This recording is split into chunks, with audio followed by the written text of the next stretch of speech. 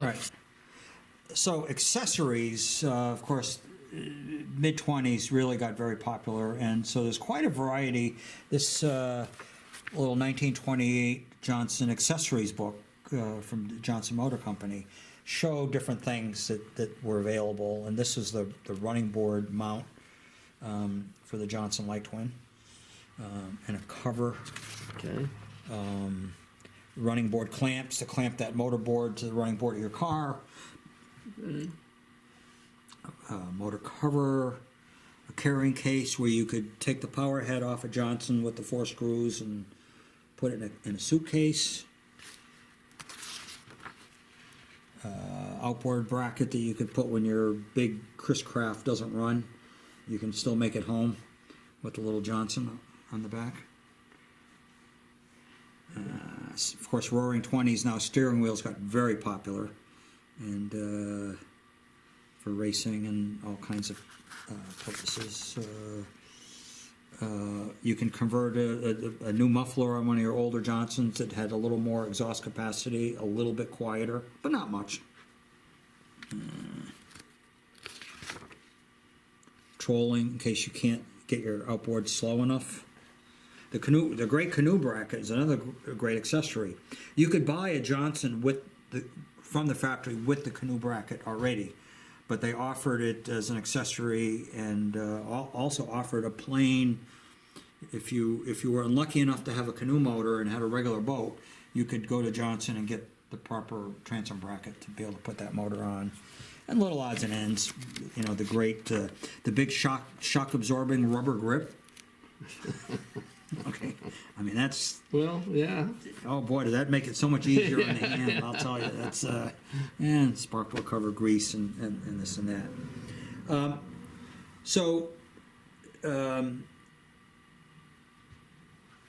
Lots of stuff happening in the 20s as well.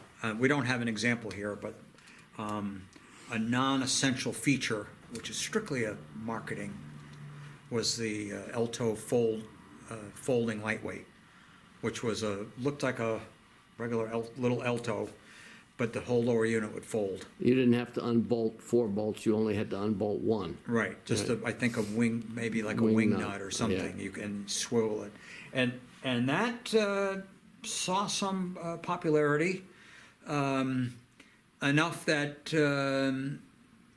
the next year in 30, OMC as the combined Lockwood, Alto, Evinrude group came out with the OMC Fold Light, which was similar to the 29 folding lightweight, but a smaller power head, lighter, different cooling system, and it was quite a nice package that they made for many, many years, and eventually I think sold to, that design got sold to Montgomery Ward, so even in the mid-30s you could still buy one of those, and they made an identical but non-folding one of those as well. Looked like a folder, but it didn't have the wing nut. So there's other accessories. While we're talking about accessories now, we have this 1930 Johnson accessory book. Okay. And one of the interesting things and we can talk about it because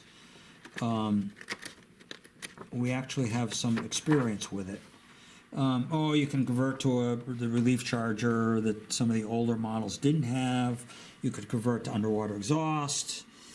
But the big one is this Venturi carburetor, which was available for the 1930 model year. And what's really wonderful about that is that we have one here. On a model 1929 model Johnson model V45, and this motor, of course, came with the Johnson carburetor that would have been the Can same. you show the Johnson carburetor? I've got one sure. right over Yeah. here. They Right believe on it or here. not, they use the same carburetor. The same carb on both of the these S45 and V45. That's the Johnson That's the Johnson carburetor there. which works really well, by the way.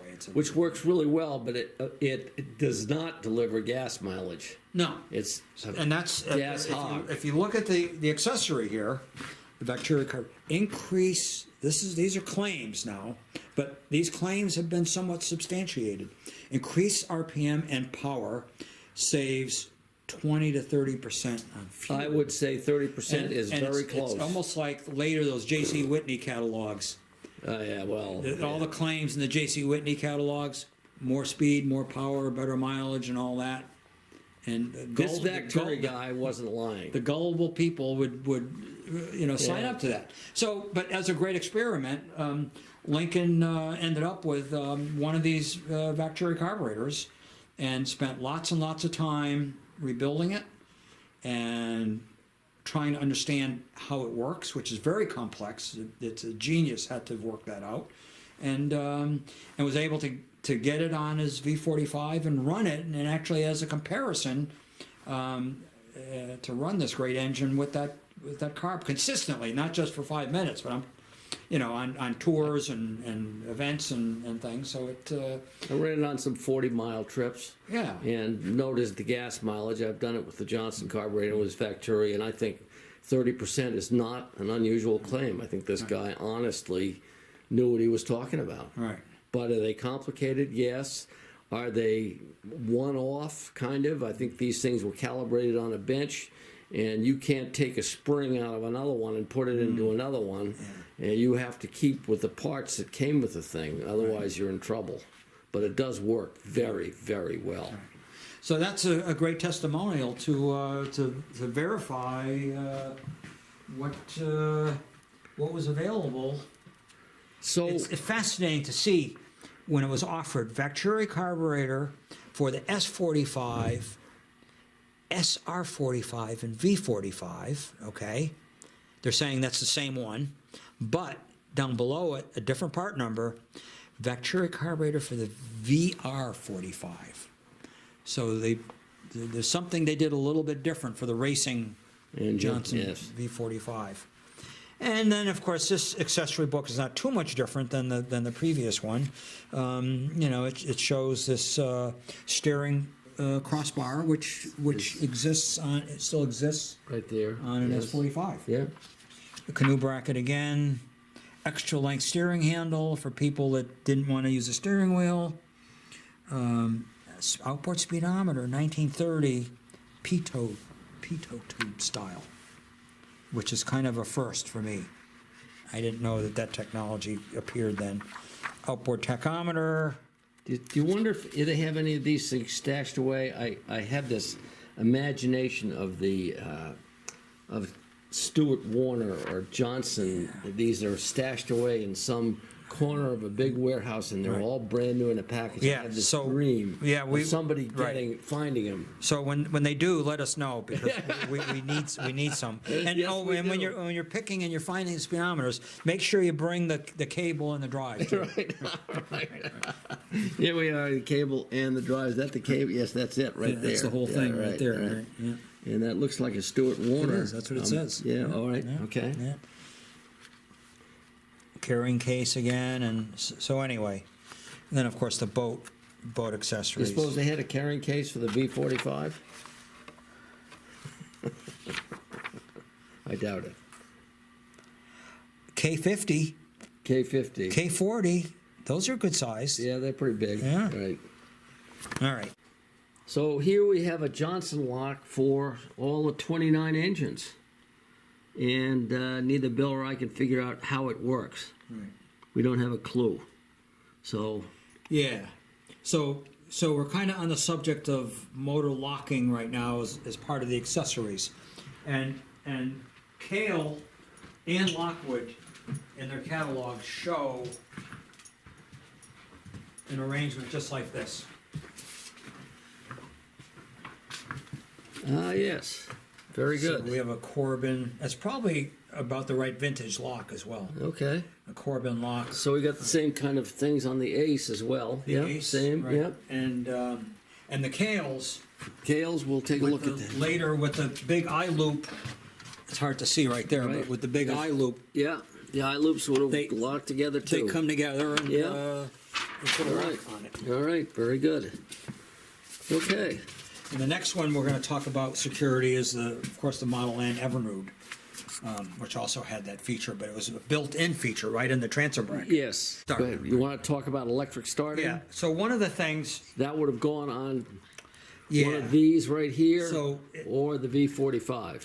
right in 1930, electric starting became available, and the electric starting at the time was put in place of a flywheel magneto. So it was an elaborate system that had an armature and field coils in a housing, and the armature was actually took the place of the flywheel, and so it was not electric starting like we know today. It was Could you start the engine with a pull cord if your electric start failed?